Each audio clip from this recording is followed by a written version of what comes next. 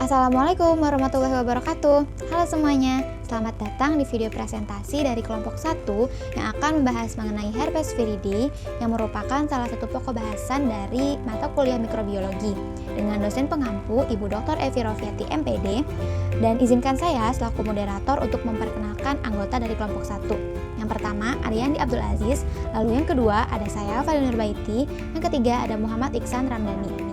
Selanjutnya itu akan dijelaskan mengenai pokok bahasan yang ada di video ini. Yang pertama itu ada karakteristik herpes viridae dan juga replikasi herpes viridae yang akan dijelaskan oleh saya, Fadil Nurbaiti. Lalu yang kedua ada klasifikasi herpes viridae yang akan dijelaskan oleh Yandi Abdul Aziz, dan yang terakhir ada jenis herpes viridae yang akan dijelaskan oleh Muhammad Iksan. Langsung aja kita ke perkenalan dulu nih sama apa sih herpes viridae itu. Nah, herpes viridae ini merupakan salah satu virus DNA yang bisa menginfeksi manusia ataupun hewan. Infeksi yang disebabkannya itu bisa menimbulkan merah-merah pada kulit, luka berair, atau enggak luka kulit kering yang ada di permukaan kulit itu. Nah, virus ini itu bisa menyebabkan infeksi laten, yaitu dia itu virusnya bisa ada di tubuh inangnya tanpa menyebabkan gejala. Sekarang langsung aja nih ke pembahasan pertama, yaitu karakteristik dari herpes viridae. Pertama, herpes ini tadi sudah dijelaskan merupakan virus DNA dengan utas ganda linear tipe 1 dengan bentuk kapsid ikosahedral dan juga beramplop. Lalu memiliki struktur dasar berupa viroid yang dimana penyakitnya itu bisa menular. Lalu memiliki berat virus sekitar 120 sampai 250 kilobase pairs. Lalu inti DNA-nya itu dikelilingi oleh kapsid itu yang berwarna ungu dengan diameter 100 sampai 110 nanometer. Lalu memiliki kapsida yang terdiri dari 162 kapsomer. Nah, selanjutnya itu ada keunikan dari virus herpes viridae ini, yaitu memiliki 4 lapisan struktur yang menjadi ciri khasnya gitu. Dari dalam itu pertama dia memiliki DNA utas ganda yang berukuran besar. Nah, kenapa dibilang besar? Karena fun fact-nya itu kalau misalnya virus DNA itu memang berukuran lebih besar daripada virus RNA. Lalu yang kedua itu dia kapsidnya berbentuk ikosahedral. Tadi udah disebutin berbentuk ikosahedral yang tersusun dari kapsomer. Lalu yang ketiga, kapsidnya itu dikelilingi oleh protein amorf atau tegumen yang dimana merupakan protein yang berfungsi untuk membantu replikasi DNA dan juga untuk mengaktifkan interferon atau protein signal sebagai tanda pengenal dari virusnya. Nah, ini tegumen itu bisa dilihat di gambar yang bentuknya bulat-bulat biru yang dikelilingi itu.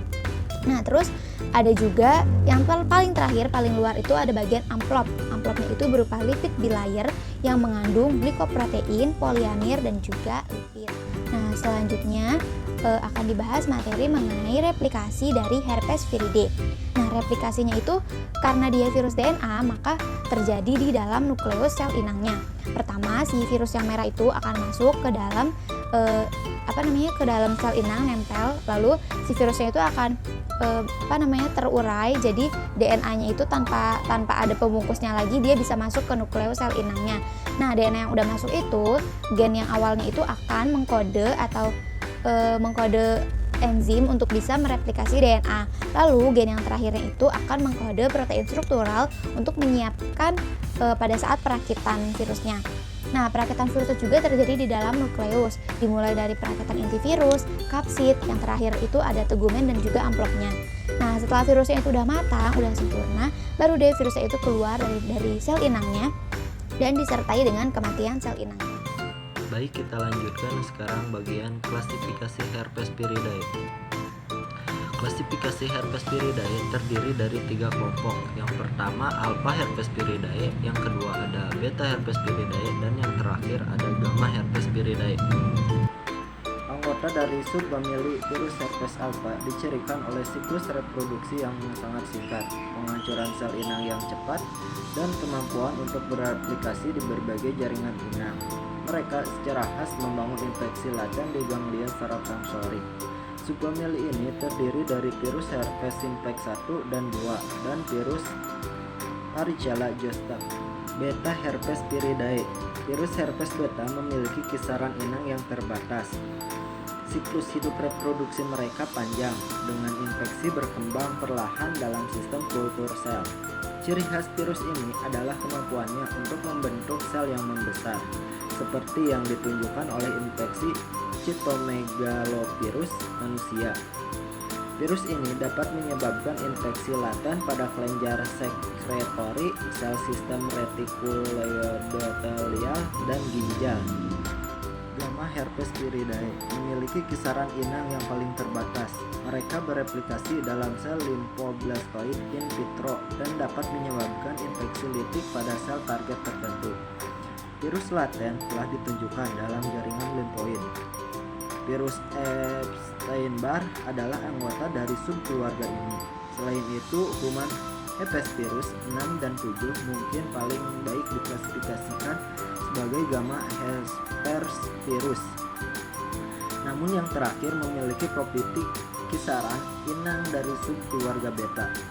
Penelitian lebih lanjut perlu memperjelas klasifikasi yang paling tepat dari virus ini. Sarkoma herpesvirus Kaposi paling dekat secara genetika dengan virus Epstein-Barr. Terima kasih kepada moderator. Saya akan melanjutkan jenis virus herpesviridae. Yang pertama yaitu jenis alpha. Jenis alpha tersebut terbagi kepada dua bagian. Yang pertama yaitu herpes simplex virus, yaitu ada tipe 1 dan tipe 2. Virus herpes simplex virus ini biasa disingkat dengan HSP. Tipe 1 yang umumnya menyebabkan luka atau lecet pada daerah sekitar mulut. Tipe ini ditularkan melalui kontak kulit, walaupun juga dapat menyebar ke daerah genital saat melakukan oral seks atau berhubungan seksual. Kemudian yang kedua yaitu HSP atau herpes simplex virus. Tipe yang kedua, tipe yang umumnya menyebabkan herpes genital. Kemudian dari jenis herpesviridae jenis alpha, yang kedua yaitu varicella zoster virus. Virus varicella zoster adalah virus penyebab cacar air dan cacar ular, atau biasa disebut dengan herpes zoster.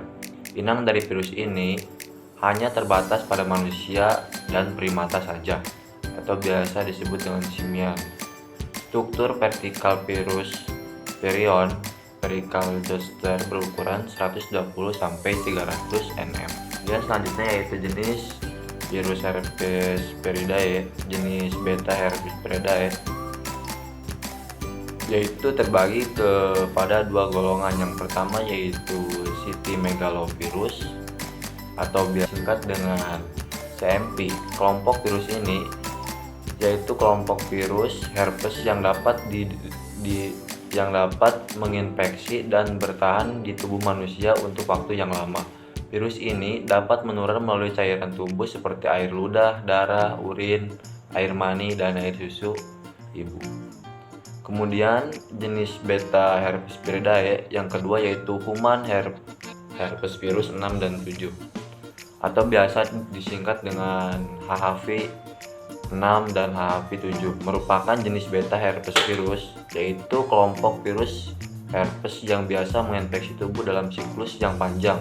Infeksi virus herpes ini berkaitan dengan kelamin bawaan pada bayi, penyakit rosella, dan infeksi ginjal yang berhubungan dengan penolakan transplantasi ginjal. Kemudian yang terakhir yaitu jenis herpesviridae jenis gamma, sama juga terbagi dua. Yang pertama yaitu Epstein-Barr virus, merupakan salah satu virus yang paling umum pada manusia. Banyak orang terinfeksi dengan virus Epstein-Barr yang sering asimptomatik tetapi umumnya menyebabkan mononukleosis.